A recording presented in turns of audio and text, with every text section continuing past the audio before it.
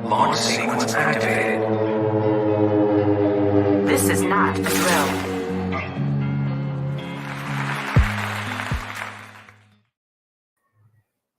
Hello, everybody, and I have such a good show for you today. We have Amanda Worthington, who is an actual real librarian. You know how all us writers love the librarians. She is an actual librarian in Kansas City, and tomorrow is, I think, National Librarian Day or something, so very appropriate. But even better, she's also an author. She has several books. The most recent one, which is in my Kindle right now, I'm sorry, not a Kindle, but an e-reader. In my e-reader right now is No Quarter, and it is a novella in verse. I haven't gotten to start it yet, but I'm really excited to, and I will be posting that review when I finish. I know Amanda personally. I have all good things to say about her. She has just started the Missouri-Kansas City chapter for the Horror Writers Association. So I'm super excited to have Amanda join us in just a couple minutes. And so let's meet her now. Launch sequence activated. This is not a drill.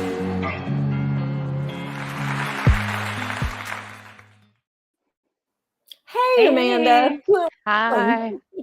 Thank you. Glad to be here. Thank you. Well, I feel like I'm always a little bit awkward on those intros now. I'm trying to get into the whole, like, look how suave and super slick I am, but, probably going to stumble along for quite a while. But thank you for being here. Absolutely. And happy National Librarians Day, or whatever the official title is tomorrow. Yeah. Oh, well, I mean, tell me first, because I am very curious, as somebody who lived in Kansas City for quite a while, what inspired you to do the chapter? Well, not even what inspired it, but like basically what was the magic you used? Because I kept trying to get a chapter started in that area and I couldn't really get the traction. And okay, this is my personal gripe, guys, against Amanda. Okay, I love her, but she walks in and she's like, hey guys, I want to start a chapter. Boom, like 50 people show up. Angela's over here going, oh, a chapter would be a really good idea. We could do this, we could do this, and like crickets. So what's your magic? Congratulations. Thank you. I'm not really sure. I actually was having, without getting into it too much, I was having kind of a sad, depressing birthday a couple years ago, and I'd always in the back of my mind thought about writing horror. I had read it for a long time, and I just put it out there. I found the Facebook group, and it's just like, are there any other writers in the Kansas City area? And met quite a handful of people. Ended up starting a critique group. Met a lot of great fellow writers. It's been a diverse and thriving group. We've added members. It's up to like 7 or 8 regulars now. And I just thought to myself, what other people, not only in Kansas City, because that's, one of the larger cities in Missouri, but what about all the people that are in these rural places in Kansas and Missouri? Because there are quite a few of them. Kansas and Missouri are very rural states, actually. And if you're outside one of the big cities, do you have that sense of community? And really, I just wanted to be that source of community or create that for people. And so I don't know. I just thought, I waited for a little while for somebody to do it and they didn't, that kind of thing. And then I just thought to myself, well, why not me? I mean, I don't know what I'm doing really, but I'm going to try. And so I just asked, how do I go about this? Did what they told me to do, sent out feelers, posted regularly in the Facebook group, and people responded really really passionate. We're really passionate about it. I've had people volunteer to help me, which due to some things in my life right now has been really great. I'm very thankful for the help. So I want to say, like, yeah, I did take the initiative, but there have been so many other people that have been on board with this, and I don't think it would be successful without all of those other contributions as well. So yeah, well, and I think that's a good leader always kind of says that, and also it just seems like nothing is ever a solo project. When it's even like you think of, like, I published one book. Well, who edited it and who did the cover and who did it's usually exactly a team. So But thank you for doing that because I am actually also a member of the chapter. Since I mean, even though I'm Yay. here in Brazil, um, That's and I okay. and I do have to. I'll be back at some point. I do want to do like a quick apology and a warning. I just had people show up that are unexpected. So if we hear noise, and for some reason they're having a party on the other side in the field, so I'm like, Oh, what is going yeah. on? I live in a very quiet cul-de-sac. I love Brazil field parties. Those are the best. They're right on the outside of our window is a soccer field. But when they Okay. play soccer, it's Yeah. like anybody can play soccer. It's not like kids Okay. play soccer and it's super organized. So it's a bunch Yeah. of, I'm going to say old men, but not really old, just older than would play soccer in America. Be out Yeah. there all the time in their shorty shorts playing. It's awesome. And then they all go into this clubhouse and they, I guess, drink, but probably not a lot. And they sing songs and they're very rowdy. And now there's tents set up out there and they're having music. And so I'm like, who knows what's going on now? But it's always a party. Yes, for sure. So, but yeah, so that's my explanation. If you hear a lot of dogs barking, a child's voice, or rave music, that's what's happening in Brazil today. All right. Combination. So, well, tell me a little bit about novella and the no. See, now my brain is completely Yeah. order your novella in verse because, and I should Yeah. have said in the beginning, but I was being forgetful as I am. That this show we may get into some darker topics here, not terrible, but if you are just kind of in that place where you're like, I just need everything to be really happy right now. For sure. That's Yeah. the little bit of a trigger warning. I mean, I don't think that we're going to really go too dark. I mean, I am here and I do tend to go very dark, but I will try to hold back. So, but tell me about No Quarter a little bit and what inspired you to write it because I haven't read it completely, but I've like, get a new book and you start paging through. And there is some very darker topics there. And the Hmm. women with trees, I love. Yeah. Yeah. So I'm not really sure where the idea totally came from. It was kind of one of those things that I read a lot of nonfiction too, and sometimes I try to connect, like my brain will just try to connect things that don't naturally connect. And I Hmm. think that that really, is great sometimes because it helps you to create things that, seem a little new, a little different. And I have always written poetry longer than I've written prose. So I'm very much still learning with the prose. But I just thought it would be cool to kind of combine the two. And I have seen this done before in other genres, but I haven't seen a whole lot of this done in horror, like with the combination of a narrative within that within that style choice within told in a verse fashion. And Hmm. so I decided to just try it. I will say I'd read a couple articles actually that really got me started on that journey, and one of them was about trees and how they communicate. Hmm. I was really fascinated with like the root system and how trees can actually Yeah. communicate um, like different things about their environment to each other, and we take them for granted. And I thought, "Hey, who else gets taken for granted a lot?" I just Hmm. and I've always been very passionate about, I think I think women are told what to be a lot, and society puts a lot of pressure on us to be a certain thing. And I think there's kind of this expectation that we hold things together and that we're, these strong, but, dealing with the circumstances sort of, Hmm. um, features of our environment almost. And I Hmm. think trees are often seen the same way too. And so I kind of made the connection between trees and women in that sense. And Yeah. then I had also read about this tree in an NPR article, actually. And I'm probably pronouncing this way wrong, but like right, way wrong, but like manchineel, something like that. And it's this tree that its bark can like burn the human skin, and like native tribes like used it, like burned it for like torture and things like that. And if you like eating its fruits can kill you, like it's a very poisonous, very caustic to humans tree. And so I just thought, there's power in that too, though. And so I don't know, I just kind of explored trees and women and some of, what they have in common. And there are a lot of interrelated themes that are darker in No Quarter. There's addiction, which is something that I'm pretty vocal about having dealt with myself. And I come from a family with a lot of addiction of various kinds. I grew up with a father with a gambling addiction. I have lost my cousin to addiction. I've lost someone that was like a brother to me to addiction. So, like, yeah, this is very prevalent as well.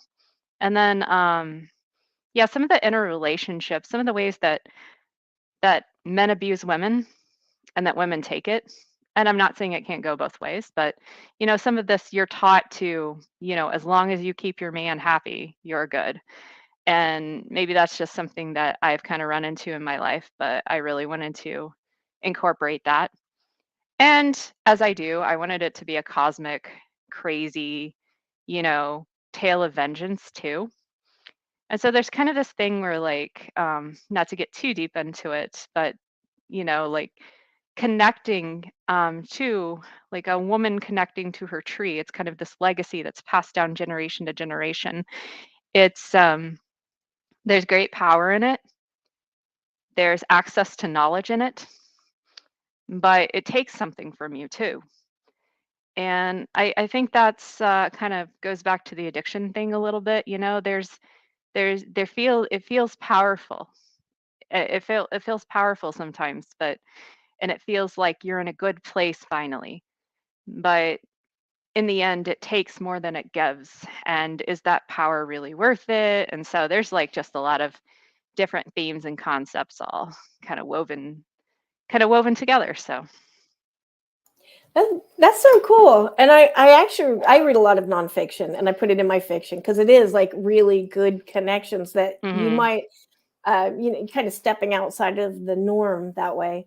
And I read yeah. that article or an article about that, the trees being interconnected. And I think the largest organism on earth is a tree, like Mhm. one tree, but it's like, it looks like a forest, but it's actually just one tree. Right. Yeah. Yeah. Yeah. Super fascinating. I'm gonna have to at some point we're gonna have to talk. Probably not now, but I'm gonna just mention it for later. The Yuta, like my family is Okinawan on my mother's side, Mhm. and the women have sacred groves, the priestesses, and so that's what it keeps reminding me. I keep kind of thinking, am I going to find sacred groves in here? And Ah, yeah. it's a utaki, and you go to that grove, and that grove is like a living thing. And they've got groves that they're so old, nobody can remember where they started or who planted them back to the original goddess that touched down, which is Mhm. Amamikyo. Yeah, so I'm like, yeah, trees. I have a real deep resonance with as the importance of them. So, Yeah. like having a whole book on that, I don't know. I'm just very excited to read this. Good, good. And another thing I'll say real quick is that I lost my mom to cancer when I was like 27. So like a lot of this is kind of, I don't want to say it's like I do dedicate it to her. It's not entirely like this is her life. Obviously, there's cosmic forces and murder trees. So, Yeah, I take some hopefully liberties not. there. I take some liberties there. But yeah, there is some incorporation of that too. So it's kind of just a weird space time cosmic entity. Weird. It's weird, but That's I like that's it, and speculative. I've gotten some good feedback from it. People seem to like it, so I'm happy about that. Yeah, that's awesome. And if it wasn't weird, it wouldn't be speculative. I mean, Right. Exactly. that's kind of the benefit of fiction and poetry is you can tell this truth that maybe you don't want to be exposed by, or you're not really ready to like bear out every piece of raw meat in our chest. But you can tell it in a fantasy setting or space, or whatever, Yeah. and still get that satisfaction of like I unburdened, but I didn't expose. Yeah. You think that? Yeah. Okay. Well, I sense that a lot, the feminine and the power in your book. Um, no spoilers, but who winds up being I guess, the victor in this, or is there one?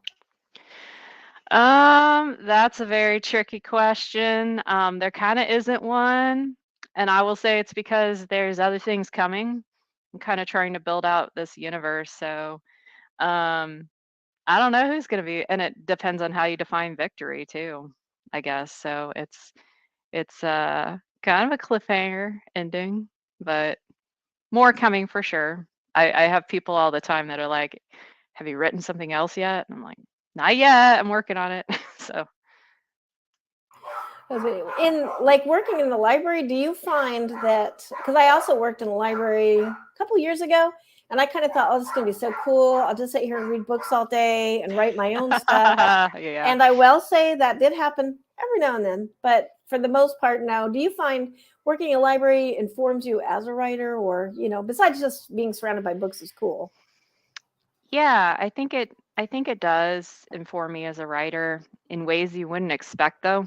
I actually work in a very busy urban library, and what I see more often than anything and what I am involved with in my work more than anything is outreach and really supporting the people that come in where they are in their journey as humans. And more than the actual books, because I mean, I process items, but I don't really deal with books in a substantial way, like, say, a collection development librarian would.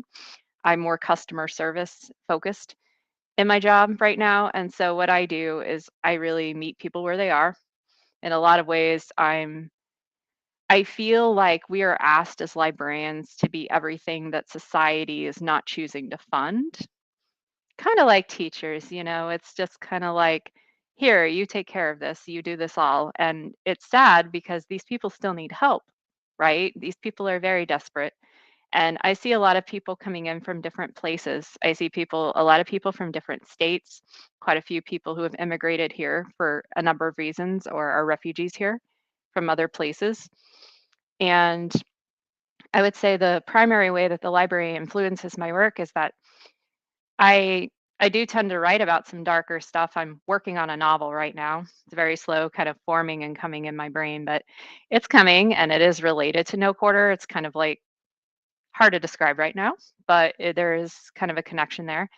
But at any rate, some of the darker themes revolve around, like a society that's falling apart.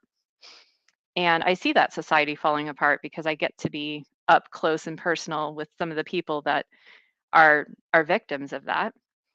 Um, so in a lot of ways, I feel overwhelmed, but I also see other people feel so overwhelmed, and we're kind of just overwhelmed together.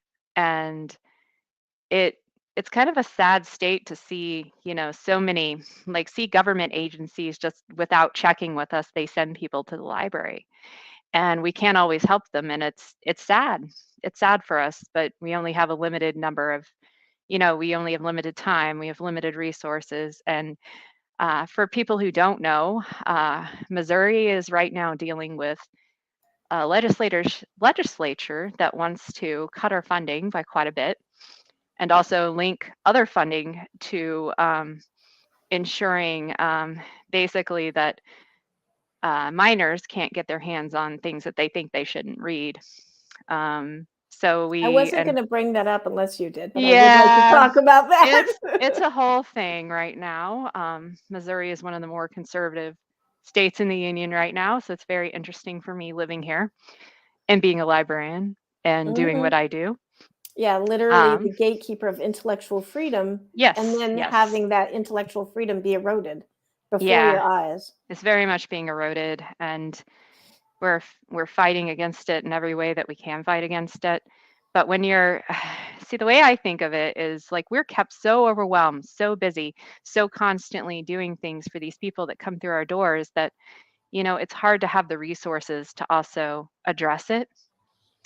And I think that's kind of what happens with education too, is just Mm, you're so consumed by the day-to-day nitty-gritty stuff that the bigger picture, government continues to take from you and from what mhm. you're trying to do. And at the same time, um, there's like all this news of school shootings and things like that. I mean, we just live in kind of a crazy, violent climate right now.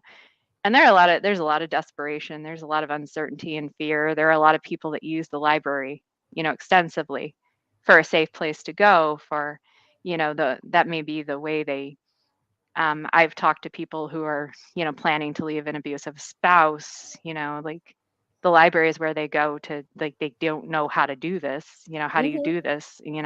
Sometimes it's always more complicated than you think it is. Oh And yeah. it's so I think all of that really informs my writing. It can get dark sometimes. I also have faced the truth that library work is not for me. I've put more than a decade of work into it, and so now I'm slowly trying to hopefully make my get into either marketing or publishing. So one of those. So being in transition is interesting too. Being in transition myself, and I don't know. So I've been in libraries long enough that I see a different side.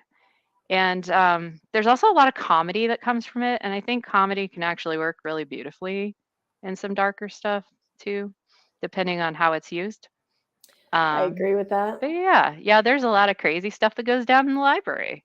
I could I just mean, spend a whole show telling you stories about the things that are left in books, the things people ask for, the yeah, and that's actually the show I had planned because it was library day. But then I was like, oh, Oh, but I okay. actually want to talk about this other stuff too, like no quarter and Yeah. So, but like we can always. I love how these shows can just go wherever they want. Oh, yeah. Yeah, it's like what So aspect of libraries do you wanna know about, I because it's know. like so much informs my work. It's a very engaging, crazy, Yeah, chaotic, you don't know what's coming place because the yeah. next person to step up may need a book that they need you to order for them.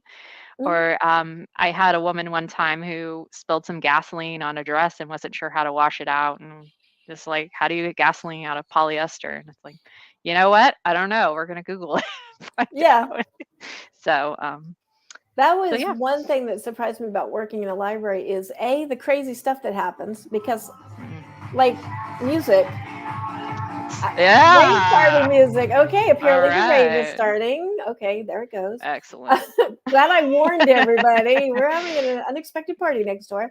But it was just like the interesting, crazy things that happened when I was coming into the library as an employee. I thought, oh, it's going to be so quiet. I mean, that's what we always see libraries as being. It's the very timid, quiet woman behind the desk. It's very proper for some reason, anal retentive, and Yeah. and nothing exciting ever happens because shh. And quite the contrary. I think in the first week there was a fist fight right on Oh the side of yeah. the desk where I Oh was, yeah. and then we had a man with a gun in the library at one point, Oh my God. and yeah, people sleeping in Yes. the like there was, Yeah. and then they found like oh yeah, I found a vibrator in the parking lot one time. That was like a surprise. Like who's using that? Uh, Of course, in the I parking lot, like they couldn't in even the wait. They're just like, yeah, and of course I pick it up because that's who I am. Like, ooh, what is yeah. this little thing? Ooh, Right, yeah. so Oh yeah. no. We had a mace fight in the library one time. I didn't know that was a thing, but two guys happened to have mace and they just started macing each other. So we had to have like a meeting about it. Oh It my was just like, goodness. and we had to close the library because people with like allergies and things like Yeah. that's not a good thing to And it keep it drifts. open. It's not like you can be like, okay, well, Yeah. this is the Mace area. Let's keep the, Yeah, so that was pretty crazy. And I had a guy come in one day just really drunk, like very clearly inebriated. And he just pulls a bottle of whiskey out of his bag and just slams it down on the counter. I'm just like, sir, you can't have that in here. And he's like, oh, do you know who I am? And I was like, no. a drunk guy drinking in the library. That's who I think. I But don't that, know who you are, sir. Do you want to tell me who you are? And he's like, oh, well, my brother plays for the Chiefs. And I'm like, I'm kind of doubtful at this point. But then he's like, I'm just like, once again, you can't have the whiskey in here. I'm so sorry. And he's like, well, I guess if my whiskey can't be here, I can't be here. I was okay, like, then. and I just said, I guess you can't. So sorry for the inconvenience. And so, Uh, yeah, so that's funny. he ended up leaving, but like we find alcohol bottles. We had to tell somebody to stop rolling a joint one time. Like Jeez. I just and pot is totally legal in Missouri now, for those Mhm. that don't know that. but there's still like rolling a joint in a library is still kind of frowned upon, sort of, you Yeah, because you know. can't smoke in the library. You Right, you can couldn't, eat in the yeah, library now. I mean, at least where yeah, we you can were. eat. So Oh, and that's the other thing, the eating thing, people take that to the extreme. You're supposed to be like, you can eat snacks. We have people bring in like Pizza Hut pizzas, just like totally just going to eat this pizza right now in the library. So we have to, yeah. Oh, I'm it's a sorry. I little, got it's grease and crazy. cheese and tomato sauce in Yes. that book. Yeah. Like, why? What are you doing right now? Yeah, But yeah, there's a lot of that. And when you're so busy with that, it's very difficult to really address some of the other challenges. There's a lot of code switching, a lot of, I'm dealing with this person. I have a certain persona with them. I don't talk to a houseless individual the same way that I talk to someone, who lives in the plaza, who is yeah. better, pretty well off, that is looking for the next, book by John Grisham or something like that. Hmm. So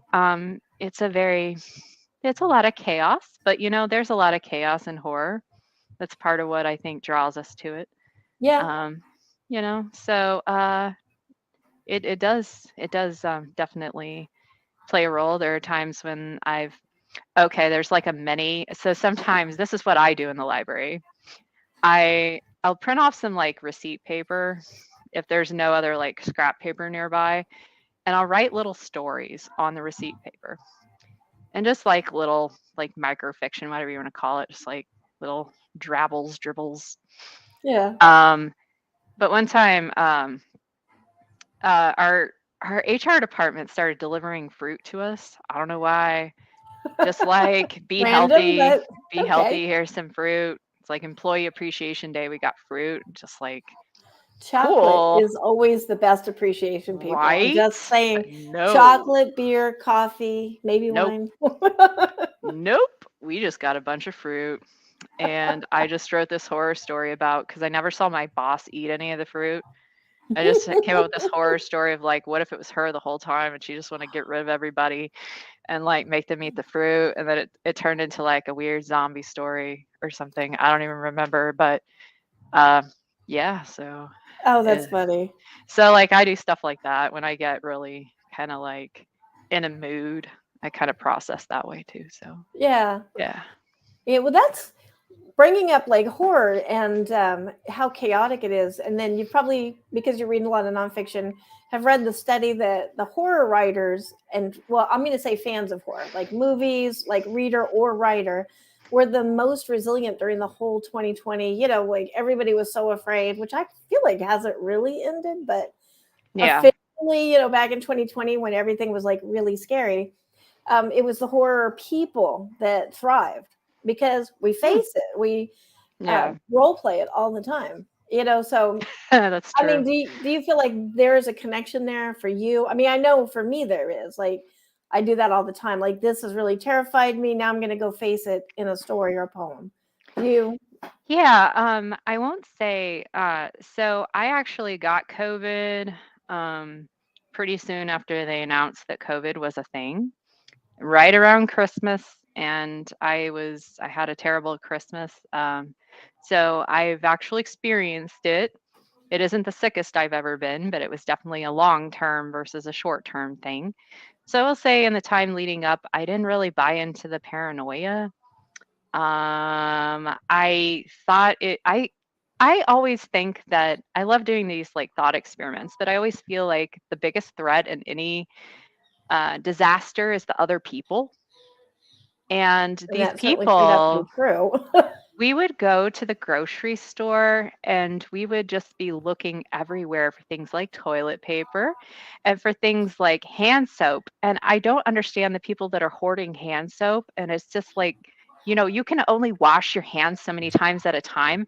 And you're basically depriving other people that you will probably come into contact with from also having clean hands. So like Yeah. you're not doing any favors for yourself here. So I think I was more just annoyed at other people.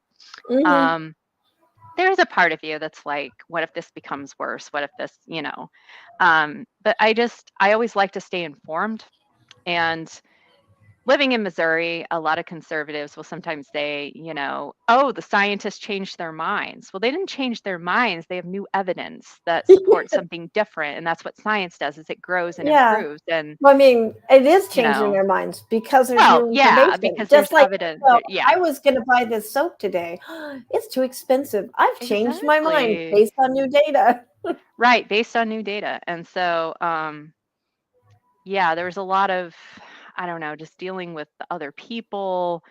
But yeah, when I had new evidence, I tried to behave differently and just like pay attention to the science. I don't think I was ever, I mean, I'm very fortunate to not be immunocompromised in any way.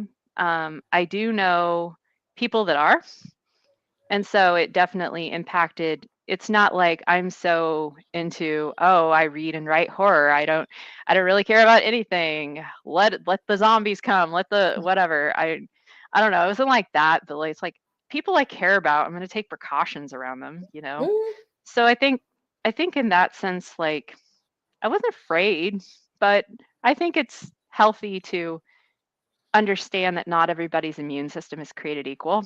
mhm. Definitely wasn't going unmasked places during the mask mandate. Was kind of just blown away by how many people in Missouri would not wear a mask. Like it was like the worst thing you could ask them to do.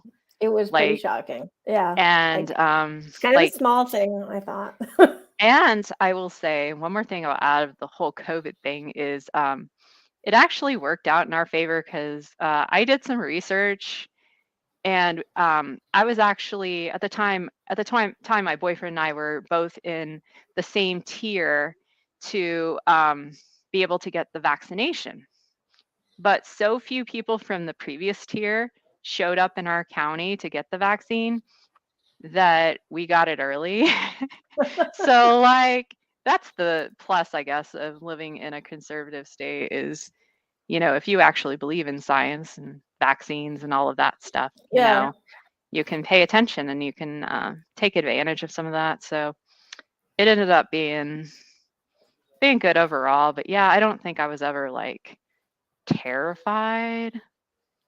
I was terrified of other people. That's Yeah. usually how it works. I'm just like, if we can all be sensible, you know, we can get through this together. I'm tired of going at 5 a.m. to wait for the truck to deliver the toilet paper, like Yeah. just save some for the rest of us. I Just- did used to wonder at that time, like bringing up the hand soap or the toilet paper, and you'd go in, and I'm like, I just want. I mean, I do like to stock up. I like to stock up like a week. Like, so if I run out tomorrow, I know I have some until I go to the yeah, store next.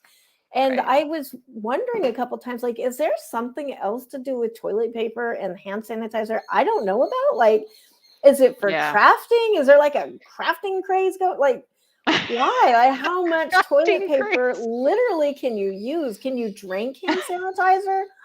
I don't know. It doesn't have alcohol in it. These were the Oh things I would yeah. ponder. Well, It's and you like, remember when they why? took all of at least in Kansas City, I know there were like whiskey companies and stuff that devoted more of Oh, their, right. they were making hand sanitizer and but some of the time they couldn't get the containers, so they'd be like in these little vodka bottles but it's hand sanitizer. It's the weirdest thing. I don't know. Yeah. That It was was the weird days, times. which hopefully we're not going to keep going with. But Yeah. those were the days when like kids were actually happy to get hand sanitizer. Like, you were giving it out as Hmm. treats. Like, look, guys, I have 5 bottles of hand sanitizer. And everybody's like, oh, Woohoo! me, I want some. It's like, all right, Heck maybe yeah. not kids, but the Yeah. rest of us. Yeah, for sure. Well, I just looked at the time. I have loved talking to you so much. I'm kind of like, holy cow! I feel like we have not even slightly scratched any of the topics that I would like to talk about, and we're just about out of time. I want to make sure I give you plenty of time to tell us what's coming up next. Where can we find you? How can we support you? Yeah. And then I'd love to have you on again, like Oh anytime. Like just let me know because I feel got that weird feeling that we have a lot to talk about. yeah. Yeah. I always have a lot to talk about everything. So Yeah, yeah, happy to me be here. too. It's because, hey, I think it's that librarian thing. It's like there's so many Hmm. topics that I know about. Which one would you like to discuss? Exactly. So where can we find you and what do you have Oh, coming up? yeah. So I'll be honest, my life has been a little chaotic. The last 2023 has not been kind to me so far. So I've not been super productive. I do have some short stories that I am working on editing that I'm hoping to submit soon. I am in the process of working on some other things that are, I would say, no quarter adjacent. Like I talked about, this is really a universe that I want to expand. And so I have a couple things, a book of short stories, a novel, another kind of book that's interesting from another character's perspective. So basically, the idea is that the main character, No Quarter, she's hearing this kind of like deep cosmic satanic voice. And on the other side, there's a character in the book called Walt, and Walt actually hears the voice of God. And so my idea is that they kind of God communicates differently, and so it's not going to be a novella in verse necessarily. I'm considering working with parables, Oh, but nice. we'll see what comes from that. So that is all kind of in the works. I have a website. It's Oh, theamandalaeffect.com. I love that name. Just have to Thank tell you. you. I had to work on that a little while, but I love puns. That's my love language. Um, so yeah, I don't know that there's anything major to share right now, but I am still writing. I am still working on things. Obviously, I started this chapter, so very excited about that. Very excited to have anybody that wants to be with us that is in Kansas or Missouri, or this is the closest chapter to you. We have some members, obviously, that are not in Kansas or Missouri, but may have ties, such as yourself. Yeah. Or As far away as Brazil, we maybe. have a member that's I loved somebody was like, I'm in like Indiana. And I'm like, I can beat that. Oh yeah. So I remember that. but yeah, I'm doing things. I'm hoping to do some workshops soon. I'm going to my first ever StokerCon this summer, so I'm super excited, super stoked about that. No pun So intended. Or no, I maybe. totally intended that pun. But yeah, so and doing my critique group that I started to, um, being involved with that work. And so things are happening. I think things are like actually revving up a little bit, which I feel happy and excited about. Um, but yeah, I would say watch the website for future developments because that's where I tend to post that. So That's awesome. That's awesome. And if you want to find that link really easy, it is down below in the description. I've got an interview with Amanda, more in depth about North Quarter and some of the other topics that we've discussed, but less meandering, more focused. So you can read those. And yeah, yeah, otherwise, I'd love to have you back anytime. It's always a yeah, pleasure to talk to you. And pleasure to talk to you. congratulations on everything you're doing. Thank So, you. Appreciate it. all right, and we are going to close out with Laura Darwachter reading, I believe, The Creative, which is a poem that she wrote. And it was part of my, I say was because I'm kind of paused on that, the 30 days, 30 Poets in 30 Days series, which I ran out of poets. Can you believe it? So if you would like to participate in that, hit me up in messages because I'll continue even though I'm late. So, but that's it. Thank you everybody for joining. Next week, next Wednesday's show, I'm going to be talking about the space and time back issues. We now will have by Wednesday a complete collection of every issue PDF from number one back in 1966 when Gordon Linsner put it out on the mimeograph machine as a high schooler. So a little bit of history there. And then next Saturday will be Maxwell I Gold, and we will be talking about how to bleed rainbows. So come back for that. Otherwise, I will see you all later. Thank you, Amanda. You are Absolutely. awesome.